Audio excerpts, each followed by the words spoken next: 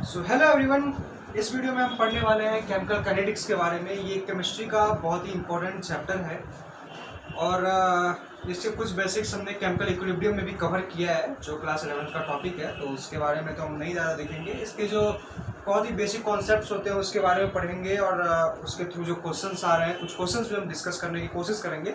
फिलहाल chemical kinetics में जो सबसे पहला टॉपिक आता है उसे हम कहते हैं रेट लॉ। तो हम अगर रेट की बात करें तो कोई भी जो हमारा रिएक्शन होता है कुछ इस प्रकार से चलता है, A प्लस बी, ये हमें कुछ C दे रहा है, तो इसका जो हमें रेट ऑफ फॉर्मेशन हो गया वो अगर लिखना हो तो वो रिएक्टेंट की तरफ से लिखा जाता है या प्रोडक्ट की तरफ से जो लिखा जाता है रेट, उसे हम कहेंगे। तो जैसे ये रिएक्टेंट साइड हो गया तो इसे हम कहेंगे माइनस डी,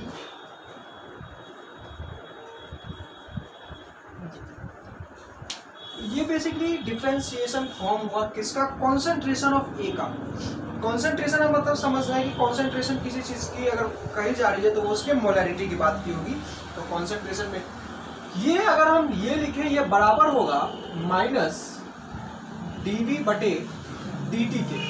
ठीक है, चूंकि ये रिएक्टेंट में इसलिए हम इसको माइनस में लिख रहे हैं। माइनस में लिखने का इसका रीजन क्या है कि यह चीज कम हो रही है, समय के साथ यह चीज कम होगी तभी तो रिएक्शन आगे बढ़ता चला जाएगा। और यह बराबर होगा D कॉन्सेंट्रेशन ऑफ C बटे dt।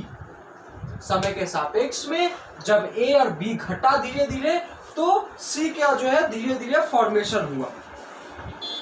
या तो हो गई इतनी बात, लेकिन हो सकता है ये कुछ स्टाइकोमेट्रिक कोफिशिएंट के भी साथ हो, तो इसको हम एक स्टाइकोमेट्रिक कोफिशिएंट के भी साथ देखने की कोशिश करते हैं। जैसे मैंने एक एग्जांपल ले लिया, 2a plus 3b gives 4c।